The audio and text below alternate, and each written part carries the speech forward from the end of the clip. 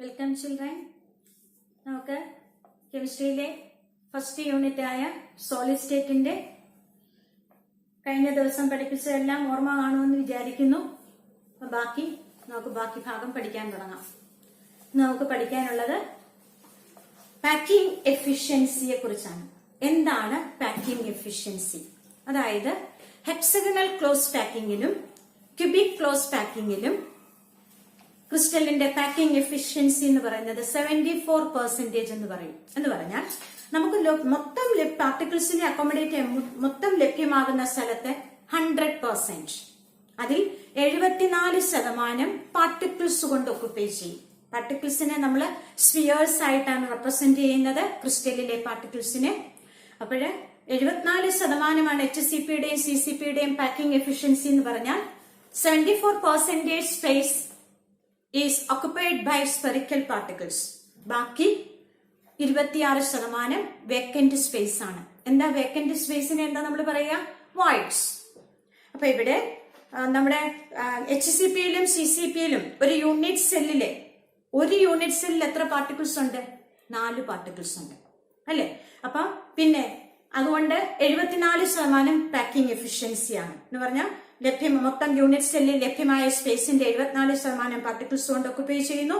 ബാക്കി 26% വോയിഡ്സ് ആണ്. BCCയിലോ ഒരു യൂണിറ്റ് സെല്ലിൽ 2 പാർട്ടിക്കിൾ അല്ലയോ? അവിടെ അതിന്റെ പാക്കിംഗ് എഫിഷ്യൻസി 68% ആണ്. അത്രയും സ്പേസ് ആണ് പാർട്ടിക്കിൾസ് കൊണ്ട് ഒക്കുപ്പൈ ചെയ്യുന്നത്. അതുപോലെ SCC സിമ്പിൾ ക്യൂബിക് സെൽ, അതിൽ അതിന്റെ പാക്കിംഗ് എഫിഷ്യൻസി 52.4% ആണ്. അപ്പൊ എന്താണ് പാക്കിംഗ് എഫിഷ്യൻസി? അതായത് packing efficiency is the percentage of total space occupied by spherical particles in a unit cell. ഒരു യൂണിറ്റ് സെല്ലിൽ മൊത്തം ലഭ്യമായ സ്ഥലത്തിന്റെ എത്ര പെർസെന്റേജ് സ്പേസ് പാർട്ടിക്കിൾസ് കൊണ്ട് ഓക്യുപ്പൈ ചെയ്തിരിക്കുന്നു, അത്രയും ഏരിയയ്ക്ക് പറയുന്നത് packing efficiency. Packing efficiency is the percentage of total space occupied by spherical particles. അപ്പം അതിന്റെ ഫോർമുല എന്ന് പറയുന്നത് packing efficiency equals volume occupied by spheres in the unit cell divided by total volume of the unit cell. നമ്മൾ percentage കണ്ടുപിടിക്കാൻ എങ്ങനെയാ? 100 കൊണ്ട് multiply ചെയ്യും. അപ്പൊ ഇൻറ്റു 100. അപ്പൊ മൊത്തം ലഭ്യമായ സ്പേസ് എന്ന് പറയുന്ന total volume of the unit cell ആണ്. അതിൽ എത്ര ഭാഗം പാർട്ടിക്കിൾസ് കൊണ്ട് ഒക്കുപ്പൈ ചെയ്യുന്നു? Volume occupied by the spheres in the unit cell into 100. ഇതാണ് packing efficiency. Packing efficiency is the percentage of total space occupied by spherical particles in a unit cell, and packing efficiency is equal to volume occupied by spheres in the unit cell divided by total volume of the unit cell into 100. Packing efficiency ഏറ്റവും കൂടുതൽ hexagonal close പാക്കിങ്ങിലും അതുപോലെ CCPയിലുമാണ്. കാരണം 1 unit cell consist of 4 particles. എത്രയാ അതിന്റെ packing efficiency? 74%. In case of BCC, number of particles per unit cell is 2. Its packing efficiency is 68%. And in case of simple cubic cell, number of particles per unit cell is 1 and its packing efficiency is 52.4%. അടുത്ത നമുക്ക് ഒരു unit സെല്ലിന്റെ density കണ്ടുപിടിക്കുന്നത് എങ്ങനെയാണെന്ന് calculation, നമുക്ക് problems പഠിക്കണം. അതിനൊരു equation അറിഞ്ഞിരിക്കണം. Calculation of density from unit cell dimensions. അതായത് ഒരു യൂണിറ്റ് സെല്ലിന്റെ ഡയമെൻഷൻ എന്ന് പറഞ്ഞാൽ, യൂണിറ്റ് സെൽ എന്ന് പറഞ്ഞാൽ എന്തോ smallest repeating unit of A crystal. അതിന് ഒരു എഡ്ജിന്റെ ലെങ്ത് നമ്മൾ A എന്ന ലെറ്റർ കൊണ്ട് റെപ്രസെന്റ് ചെയ്യും. അപ്പൊ ഒരു യൂണിറ്റ് സെല്ലിന്റെ ഡെൻസിറ്റി കണ്ടുപിടിക്കാനുള്ള ഒരു ഇക്വേഷൻ ആണിത്. Density D is equal to density of unit cell D is equal to mz divided by n0a³, where m എന്ന് പറയുന്നത് മോളാർ മാസ്. അതായത് ഏത് എലമെന്റിന്റെ യൂണിറ്റ് സെല്ലാണോ അതിന്റെ molar mass. Z number of particles per unit cell, ഒരു unit സെല്ലിലുള്ള പാർട്ടിക്കിൾസിന്റെ എണ്ണം. അതായത് സിമ്പിൾ ക്യൂബിക് സെല്ലിലാണെങ്കിൽ 1 പാർട്ടിക്കിൾ, ബോഡി സെന്റേർഡ് സെല്ലിലാണെങ്കിൽ 2 particles per unit cell, face centred സെല്ലിലാണെങ്കിൽ 4 particles per unit cell. അതായിരിക്കും ഇവിടെ വരുന്നത്. n0 നമുക്ക് എന്താണെന്ന് അറിയാം, അവോഗാഡ്രോ നമ്പർ. a എന്ന് പറയുന്നത് എഡ്ജ് ലെങ്ത്. ഏതാ? Edge length of the unit cell. അപ്പൊ ഈ ഒരു ഫോർമുല വെച്ചുകൊണ്ട് നമുക്ക് പ്രോബ്ലംസ് ഇനിയും ചെയ്യണം. എന്താണ്? Density of unit cell is equal to mz divided by n0 a cube, where m is the molar mass of the element, z number of particles per unit cell, n0 Avogadro number 6.022 into 10 raised to 23. A is the length of the edge of the unit cell. ഇനി അത് വെച്ച് നമുക്ക് problem ചെയ്യാം. X-ray diffraction studies shows that copper crystallizes in an FCC unit cell with a cell edge of 3.608 angstrom. In a separate experiment, copper is determined to have a density of 8.92 gram per centimeter cube. Calculate the atomic mass of copper. നമുക്ക് ഈ problem ചെയ്ത് നോക്കാം. എന്താ പറഞ്ഞേക്കുന്നത്? Copper crystallises in FCC unit cell. FCCയിൽ number of particles per unit cell എത്രയാ? 4. അപ്പം ഇവിടെ നമ്മൾ number of particles per unit cell represent ചെയ്യുന്നത് Z എന്ന ഇലക്ട്രോൺ ആണ്. Z equals 4. പിന്നെന്താ തന്നിരിക്കുന്നത്? Edge length 3.608 into 10 raised to -8 centimetre. പിന്നെ തന്നിരിക്കുന്നത് എന്താ? ഡെൻസിറ്റി തന്നിട്ടുണ്ട് 8.92 gram per centimeter cube. കണ്ടുപിടിക്കാൻ എന്താ ചോദിച്ചിരിക്കുന്നത്? Molar mass. മൊളാർ മാസ് കോപ്പറിന്റെ കേസിൽ കോപ്പർ ആറ്റമായിട്ടാണ് എക്സിസ്റ്റ് ചെയ്യുന്നത്. അപ്പൊ മൊളാർ മാസ് എന്ന് പറഞ്ഞാൽ അറ്റോമിക് മാസ് ആണ് കണ്ടുപിടിക്കേണ്ടത്. അപ്പൊ നമ്മുടെ ഡെൻസിറ്റിയുടെ ഫോർമുല എന്താ? D equals mz divided by n0 a cube. ഇതിൽ നിന്ന് നമുക്ക് molar mass m is equal to എങ്ങനെ ചെയ്യാം? ക്രോസ് മൾട്ടിപ്ലൈ ചെയ്യാം. D into n0 a cube divided by z. D n0 a cube divided by z. D density എന്താ? 8.92 gram per centimeter cube into n0 6.022 into 10 raised to 23 into a എത്ര? 3.608 into 10 raised to -8 അത്ര cube divided by z. z എത്രയാ? 4. ഇത് calculate ചെയ്യുമ്പോൾ നമുക്ക് കിട്ടുന്നത് 63.1. Molar മാസിന്റെ unit gram per mole. അപ്പൊ കോപ്പറിന്റെ ആറ്റമാണ്, അതുകൊണ്ട് കോപ്പറിന്റെ atomic mass 63.1 atomic mass unit AMU എന്നെഴുതാം. അപ്പൊ ഒന്നുകൂടെ പറയാം. ക്വസ്റ്റ്യൻ എന്താണ്? Copper crystallises in FCC unit cell. FCCയിൽ number of particles per unit cell എന്ന് പറയുന്നത് 4 ആണ്. Z equals 4. എഡ്ജ് ലെങ്ത് തന്നിട്ടുണ്ട്.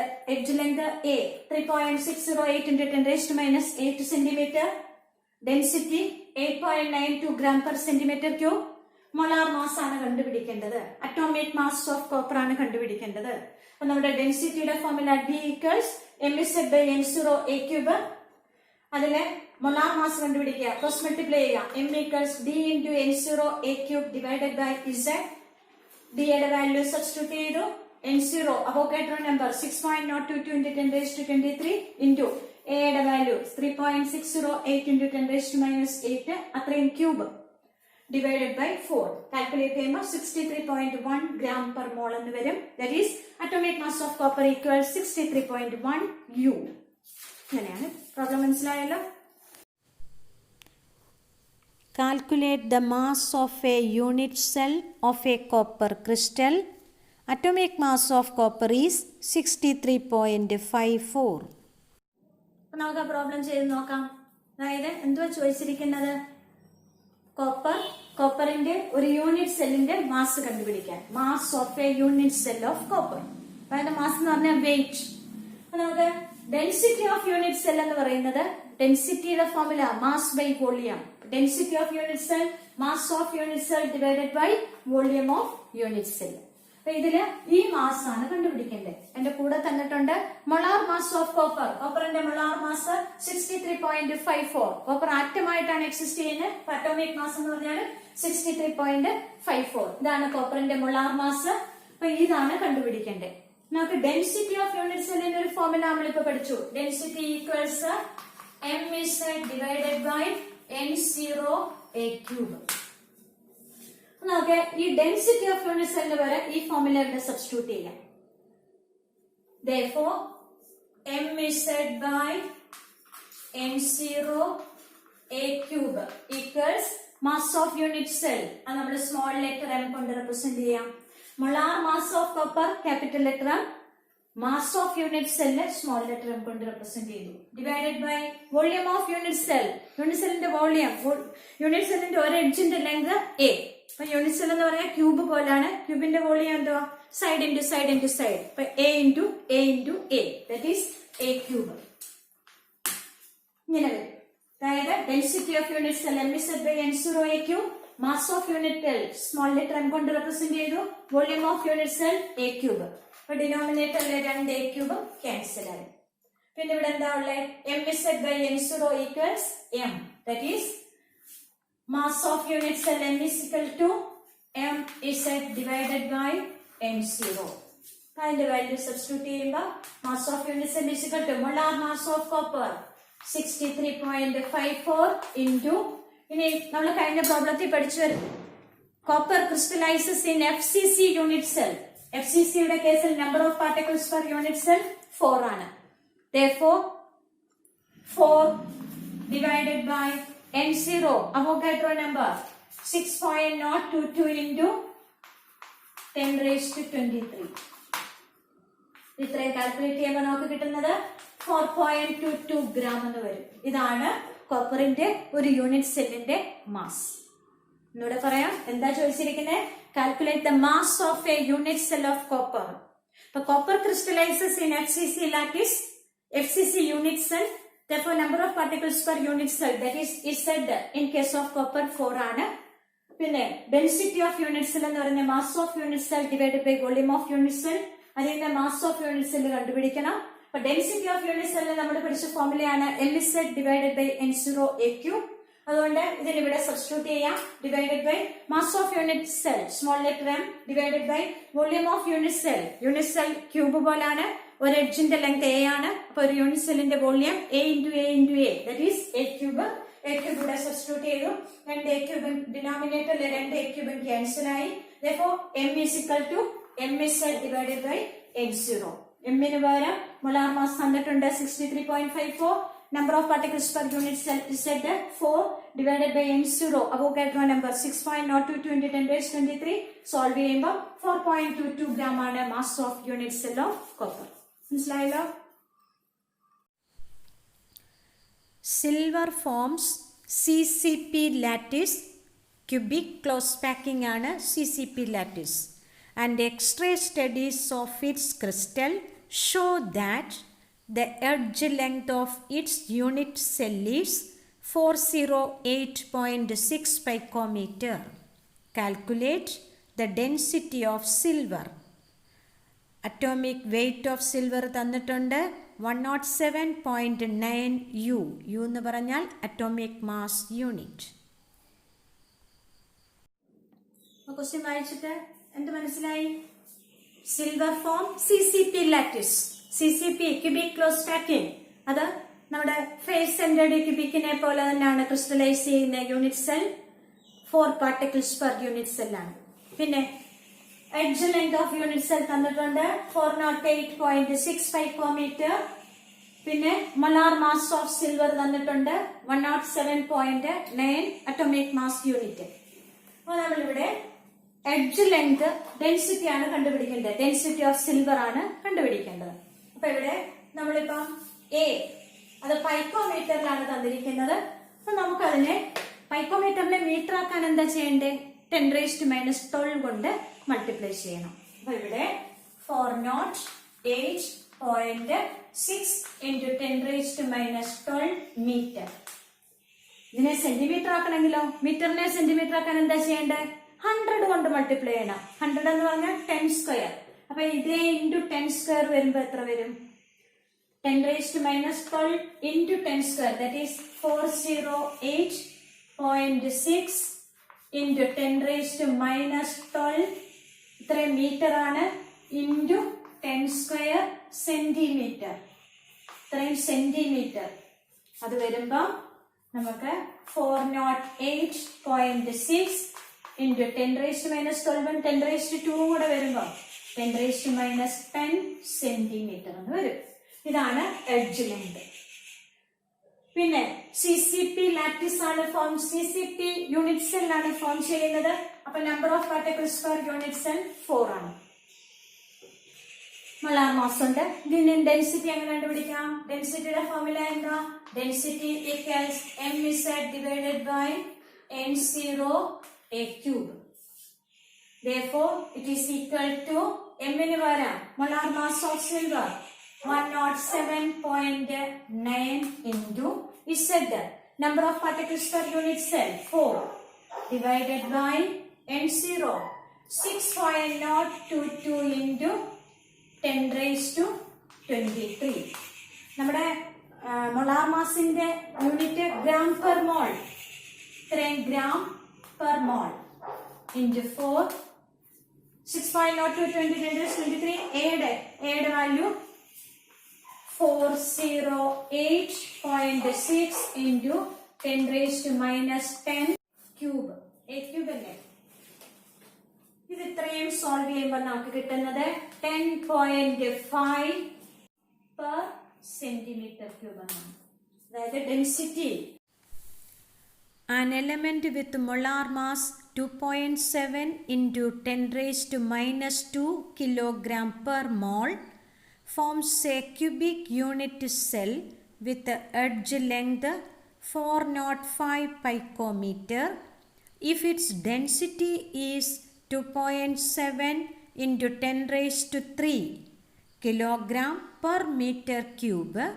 What is the nature of the cubic unit cell? ഈ പ്രോബ്ലം എങ്ങനെയാ ചെയ്യുന്നത് നമുക്ക് നോക്കാം. എന്താ പറഞ്ഞേക്കുന്നത്? എലമെന്റിന്റെ മോളാർ മാസ് തന്നിട്ടുണ്ട്. എത്രയാ മോളാർ മാസ് നമ്മൾ റെപ്രസെന്റ് ചെയ്യുന്നത്? ക്യാപിറ്റൽ ലെറ്റർ M കൊണ്ട്. M equals 2.7 into 10 raised to minus 2 kilogram per mole.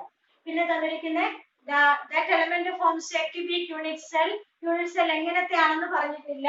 ആ യൂണിറ്റ് സെല്ലിന്റെ എഡ്ജിന്റെ ലെങ്ത് തന്നിട്ടുണ്ട്. A equals 405 picometer. പിന്നെ എലമെന്റിന്റെ ഡെൻസിറ്റി തന്നിട്ടുണ്ട്. D equals 2.7 into 10 raised to 3 kilogram per meter cube. ചോദിച്ചിരിക്കുന്നത് what is the nature of the unit cell? ഇപ്പൊ unit cell 3 type നമ്മൾ പഠിച്ചു. ഏതൊക്കെയാ? Simple cubic cell, body centred cubic cell and face centred cubic cell. അപ്പൊ ഇവിടെ നമുക്ക് nature ഇത് മൂന്നിൽ ഏതാണെന്ന് കണ്ടുപിടിക്കാൻ, അതായത് സിമ്പിൾ ക്യൂബിക് സെൽ ആണെങ്കിൽ number of particles per unit cell 1 ആയിരിക്കും. ബോഡി സെന്റേർഡ് സെൽ ആണെങ്കിൽ number of particles per unit cell 2 ആയിരിക്കും. ഫേസ് സെന്റേർഡ് സെൽ ആണെങ്കിൽ number of particles per unit cell 4 ആയിരിക്കും. അപ്പൊ നമ്മൾ യൂണിറ്റ് സെല്ലിലുള്ള പാർട്ടിക്കിൾസിന്റെ നമ്പർ കണ്ടുപിടിക്കുന്നത് Z എന്ന ലെറ്റർ കൊണ്ടാണ്. അപ്പൊ what is the nature of the unit cell എന്ന് ചോദിച്ചപ്പോൾ നമ്മൾ Z ന്റെ വാല്യൂ കണ്ടുപിടിക്കണം. Z ന്റെ വാല്യൂ എത്രയാണെന്ന് കണ്ടുപിടിച്ചു കഴിഞ്ഞാൽ യൂണിറ്റ് സെല്ലിന്റെ നേച്ചർ നമുക്ക് കിട്ടും. അപ്പൊ നമ്മള് കഴിഞ്ഞ പ്രോബ്ലത്തിൽ അതായത് ഡെൻസിറ്റിയുടെ ഫോർമുല എന്താ? D equals mz divided by n0a cube. ഇതാണ് ഡെൻസിറ്റിയുടെ ഫോർമുല. അപ്പോഴ് അതിൽ നിന്ന് Z ന്റെ വാല്യൂ Z ഈക്വൽസ് എന്ന് നമുക്ക് എഴുതാം. Z equals എങ്ങനെ എഴുതാം? That is the cross multiply density into n0 into a cube divided by molar mass m. നമ്മൾ എല്ലാത്തിന്റെ വാല്യൂ സബ്സ്റ്റിറ്റ്യൂട്ട് ചെയ്യുമ്പോൾ Z ന്റെ വാല്യൂ കിട്ടും. നോക്കാം. Z ന്റെ വാല്യൂ 1 ആണ് കിട്ടുന്നതെങ്കിൽ സിമ്പിൾ ക്യൂബിക് സെൽ ആണ്, നേച്ചർ ഓഫ് യൂണിറ്റ് സെൽ. 2 ആണെങ്കിൽ BCC ബോഡി സെന്റേർഡ് സെൽ ആണ്, നേച്ചർ ഓഫ് യൂണിറ്റ് സെൽ. 4 ആണെങ്കിൽ യൂണിറ്റ് സെൽ FCC ആയിരിക്കും. നമുക്ക് നോക്കാം. ഡെൻസിറ്റിയുടെ value 2.7 into 10 raised to 3 into N0, Avogadro number. 6.022 into 10 raised to 23 into A cube. A value 405 into 10 raised to minus, അതായത് നമ്മൾ ഇതിനെ convert ചെയ്യണം. അതായത് 405 into 10 raised to minus 12 meter എന്നാണ്. നമ്മൾ അതിനെ സെന്റിമീറ്റർ ആക്കുമ്പോൾ മീറ്ററിനെ സെന്റിമീറ്റർ ആക്കാൻ കഴിഞ്ഞ പ്രവൃത്തി ചെയ്ത പോലെ 10 സ്ക്വയർ 100 കൊണ്ട് മൾട്ടിപ്ലൈ ചെയ്യണം. അപ്പൊ എങ്ങനെ വരും? 405 into 10 raised to minus 12 into 10 square equals 10 square equals എങ്ങനെ വരും? 405 into 10 raised to minus 10 അത്രയും സെന്റിമീറ്റർ. ഇത്രയാണ് നമ്മുടെ എയുടെ വാല്യൂ. അതിവിടെ സബ്സ്റ്റിറ്റ്യൂട്ട് ചെയ്യണം. 405 into 10 raised to minus 10 അത്രയും ക്യൂബ്, അത്രയും സെന്റിമീറ്റർ ക്യൂബ്. ഡിവൈഡഡ് ബൈ മോളാർ മാസ് തന്നിട്ടുണ്ട്. എത്ര molar mass? 2.7 into 10 raised to minus 2 അതാണ് മോളാർ മാസ്. ഇത് കാൽക്കുലേറ്റ് ചെയ്യുമ്പോൾ നമുക്ക് കിട്ടുന്നത് 4 ആണ്. 4 കിട്ടിയതുകൊണ്ട് number of particles per unit cell എന്ന് പറയുന്നത് 4 കിട്ടിയതുകൊണ്ട് nature of unit cell that is unit cell is face centred cubic FCC ആണ്. മനസ്സിലായോ? An element has a body-centered cubic, that is BCC structure, with a cell edge of 288 picometer.